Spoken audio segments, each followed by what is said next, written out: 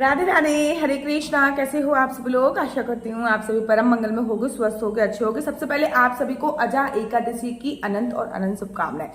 अजा एकादशी भादों के महीने में आती है और भादों के महीने को ऋषि मंथ भी बोला जाता है, अर्थात ऋषि मास भी बोला जाता है, क्योंकि इसमें विभिन्न विभिन्न प्रकार के बहुत सारे त्योहार आते हैं। जैसे कि इसी महीने में ऋषि पंचमी आएगी, इसी महीने में भादों के महीने में राधा अष्टमी आती है, भादों के महीने में भगवान श्री कृष्ण जी की जन्माष्टमी आती है, भादों के महीने में ही बलराम जयंती आती है, भादों के महीने में ही बहुत सारे उत्सव आते हैं। इसको इसलिए ऋषि मास भी बोला जाता है। और आज हम लोग बात करेंगे भादों के महीने में पड़ने वाली अजा एकादशी के बारे में। कोई भी संदेह नहीं है, जन्माष्टमी के बाद जो एकादशी पड़ती है उसको अजा एकादशी के नाम से संबोधित किया जाता है। अजा एकादशी का व्रत रखने से आपको भौतिक सुखों की प्राप्ति होती है। न केवल भौतिक सुख अपितु अजा एकादशी का व्रत रखने से आपको शारीरिक और मानसिक सुखों की भी प्राप्ति होती है, अर्थात सभी प्रकार के जो सुख है ना वो आपको अजा एकादशी का व्रत रखने से प्राप्त हो जाते हैं। शास्त्रों में ऐसा वर्णन आया है कि एकादशी का व्रत रखने से आपको एक एकादशी का व्रत रखने का फल प्राप्त होता है, लेकिन अगर एकादशी के बाद जो द्वादशी है वो पक्षवर्धनी द्वादशी हो या फिर महाद्वादशी हो तो आपको 1000 एकादशी के व्रत रखने का फल प्राप्त होता है। कोई भी संदेह नहीं है कि एकादशी का व्रत 29 तारीख को रखा जा रहा है। कोई भी कहीं से लेकर कहीं तक कोई भी संदेह नहीं है कि एकादशी 29 तारीख की ही है, लेकिन फिर भी बहुत सारे लोग 30 तारीख का व्रत रख रहे हैं। 30 तारीख को सूर्योदय के साथ भी आपको एकादशी नहीं मिल रही है। 30 तारीख को तो रात को 1:30 बजे से 1:30 बजे, मतलब रात को 1:30 बजे, सुबह 1:30 बजे ये मान लीजिए एकादशी तिथि खत्म हो जाएगी। सबसे पहले मैं आपको एकादशी तिथि का टाइम बता देती हूँ। अगर मैं बात करूं अंग्रेजी कैलेंडर के हिसाब से तो रात को 12 बजे के बाद डेट बदल जाती है। तो रात को 12 बजे के बाद जब डेट बदल जाती है तो 29 तारीख को रात को 1:30 बजे एकादशी तिथि का प्रारंभ हो रहा है। तो जैसे ही सूर्य उदय होगा हमको सूर्य उदय के साथ एकादशी तिथि प्रारंभ मिलेगी। ये तो एकादशी का जो व्रत रखा जा रहा है कोई भी संदेह नहीं है, वो 29 तारीख को ही रखा जा रहा है। लेकिन बड़े सारे लोग 29 तारीख को व्रत ना करके 30 तारीख का व्रत कर रहे हैं। आखिर ऐसा क्यों?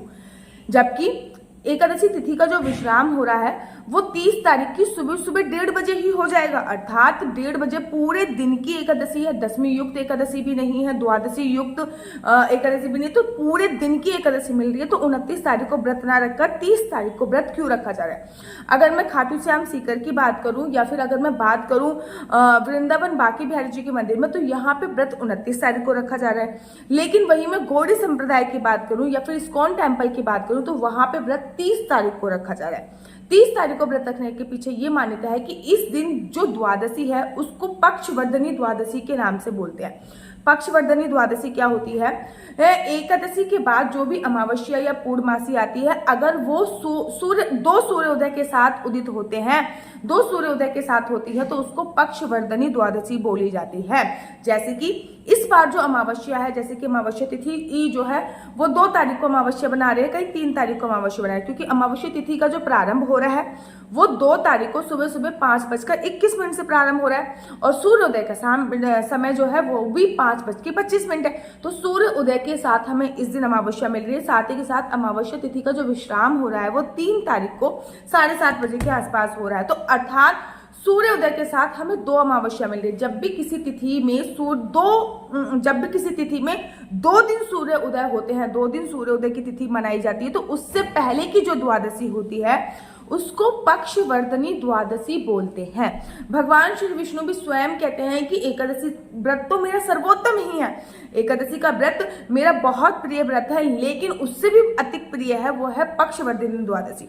जब भी पक्षवर्धनी द्वादशी आती है तो उसका व्रत रखने से हमको 1000 एकादशी के व्रत रखने का फल प्राप्त होता है। इसी वजह से इस्कॉन टेम्पल में गौड़ी संप्रदाय में पक्षवर्धनी द्वादशी का व्रत रखा जा रहा है। अगर आप चाहो तो दोनों दिन भी व्रत रख सकते हो, लेकिन अगर आप कोई एक दिन की मुझसे बात कर रहे हो कि दीदी हम दोनों दिन व्रत नहीं रख सकते, तो एक दिन हम कौन से दिन व्रत रखें? तो एक दिन आप 30 तारीख को व्रत रखिए, क्योंकि 30 तारीख को जो आप व्रत रख रहे हो उसमें आपको कोई भी संदेह नहीं है कि 1000 एकादशी के व्रत रखने का फल प्राप्त हो रहा है। ठीक है। हाँ, अब बड़े सारे लोग ये भी प्रश्न पूछते हैं कि अगर हम 30 तारीख को एकादशी का व्रत रख रहे हैं तो क्या हम 29 तारीख को, जिस दिन एकादशी है उस दिन दशमी तिथि के नियम फॉलो करते हैं? शास्त्र तो यही कहते हैं कि उस दिन आपको दशमी तिथि के नियम फॉलो करने चाहिए, लेकिन कोई भी संदेह नहीं है कि एकादशी जो है वो 29 की ही है। उस दिन आपको अन्न का सेवन नहीं करना। और मैं तो ये कहती हूँ जब भाई अन्न का सेवन करना ही नहीं है हमको किसी भी कीमत पे, क्योंकि एकादशी पे तो अन्न में पाप समाहित होते हैं, जब हमको अन्न का सेवन नहीं करना तो व्रत ही क्यों ना रख लिया जाए। आप चाहो तो दोनों दिन भी व्रत रख सकते हैं, क्योंकि ये केवल पक्षवर्धनी द्वादशी नहीं है, ये गोवत्स द्वादशी भी है। इसके बारे में बताऊंगी। इस दिन ये जो व्रत रखा जाता है ये संतान प्राप्ति के लिए रखा जाता है, संतान की दूध आयु के लिए रखा जाता है। तो 30 तारीख को जो व्रत रखने वाले हैं वो एक व्रत नहीं रखा जाएगा। एक तो गोवत्स द्वादशी होगी, उसमें तो कोई संदेह नहीं है। दूसरी पक्षवर्धनी द्वादशी है, तो एक व्रत रखने से हमको बहुत सारे व्रतों का बेनिफिट भी मिल रहा है। लेकिन वहीं मैं अजय एकादशी की बात करूं तो वो 29 तारीख की है और उस दिन बृहस्पतिवार है, तो साथ ही के साथ एकादशी के व्रत रखने का फल प्राप्त हो रहा है। और बृहस्पतिवार को जो एकादशी पड़ती है वो अपने आप में विशेष महत्वपूर्ण होती है। अब पर्सनली मैं क्या करूंगी, मैं भी दोनों दिन का व्रत रख लूंगी। मैं 29 तारीख का भी व्रत रख लूंगी और मैं 30 तारीख के भी व्रत को फॉलो कर लूंगी। मैं 28 तारीख को 10वीं तिथि के नियम फॉलो करूंगी। 29 तारीख को मैं अजय एकादशी का व्रत रखूंगी और 30 तारीख को मैं पक्षवर्धनी द्वादशी का भी व्रत रखूंगी। और व्रत का जो पारायण मैं करूंगी वो मैं करूंगी 31 तारीख को। ठीक है ना। कोई भी संदेह नहीं है कि अगर आप 29 तारीख को व्रत रखते हो तो आपको एक एकादशी के व्रत रखने का फल प्राप्त होगा ही होगा, कोई से कोई भी संदेह नहीं है। लेकिन अगर आप 30 तारीख को व्रत करते हो तो आपको 1000 एकादशी के व्रत रखने का फल प्राप्त होता है। अगर आप दोनों दिनों में से कोई भी दिन व्रत रखना चाहते हो तो मैं 29 तारीख को व्रत रखने की भी एडवाइस दे सकती हूँ। अगर आप एकादशी का व्रत रखना चाहते हो तो 29 तारीख को भी रख सकते हो।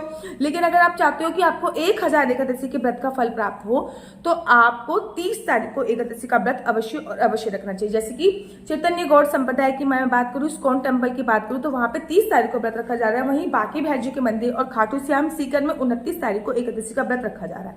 आप दोनों दिन में से कोई भी दिन सिलेक्ट कर सकते हो।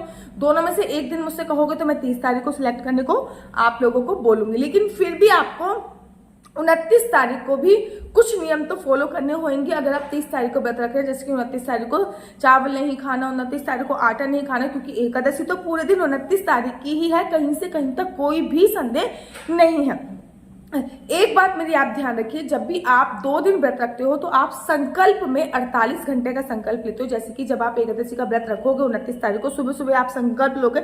जब भी संकल्प लिया जाता है 2 दिन का व्रत होता है तो हम व्रत में ये बोलते हैं कि हम दोनों दिन व्रत करने का संकल्प ले रहे हैं। तो आपको संकल्प ऐसे लिया जाता है। नो संदेह, कोई भी संदेह नहीं है कि व्रत 29 तारीख को ही है। हाँ, अब क्या खाली कोई लोग जब एकादशी में चावल किस दिन नहीं बनाने इस वजह से एकादशी देखते हैं तो वो 29 तारीख को चावल नहीं बनाएंगे। तो 29 तारीख को कोई भी चावल नहीं बनाएंगे, 30 तारीख को चावल आप बना सकते हो। केवल इसी दिन देखते हैं कि चावल कौन से दिन नहीं बनना, तो चावल का जो सेवन है वो 29 तारीख को नहीं करना है। आशा करती हूँ आपको बहुत अच्छी तरीके से समझ में आ गया होगा कि आखिर 29 तारीख को एकादशी होते हुए भी 30 तारीख का व्रत क्यों रखा जा रहा है। अगर आप लोग अपनी कुंडली मुझसे दिखवाना चाहते हो तो नीचे मेरा व्हाट्सएप नंबर दिया हुआ है 429202565। दोबारा से मैं रिपीट कर देती हूँ 429202565। कोई क्वेश्चन पूछने के लिए ये नंबर नहीं है, ये नंबर केवल और केवल कुंडली दिखाने के लिए। आपका फ्यूचर क्या होने वाला है, आपके बच्चे को कौन सी साइड लेनी चाहिए, आपके बच्चे को कौन सा जॉब करनी चाहिए, ये जॉब उसको सूट करेगी नहीं करेगी, कौन सा बिजनेस करना चाहिए, कौन सा बिजनेस उसको सूट करेगा, आपके हस्बैंड को कौन सा बिजनेस करना चाहिए। अगर आपके हस्बैंड वाइफ के रिलेशनशिप में कोई इशू आ रहा है या फिर आपका जो बॉयफ्रेंड है या फिर आपकी जो गर्लफ्रेंड है जिससे आप शादी करने के बारे में सोच रहे हो, क्या वो आपके लिए लॉयल है और क्या उससे आपके गुण मिल रहे हैं नहीं मिल रहे, संतान प्राप्ति का योग कब बन रहा है, शादी का योग कब बन रहा है, ये सभी जानकारी आप मेरे से कुंडली के माध्यम से प्राप्त कर सकते हो। कुंडली देखना बिल्कुल भी फ्री नहीं है, कुंडली देखने के 501 रुपए चार्ज है। और अगर आपको मेरी वीडियो अच्छी लगती है तो आप अपना यूट्यूब चैनल हरी बोल को लाइक से सब्सक्राइब करना बिल्कुल भी मत भूलिए। तब तक के लिए मुझे दीजिए इजाजत। राधे राधे, हरे कृष्णा, हरि।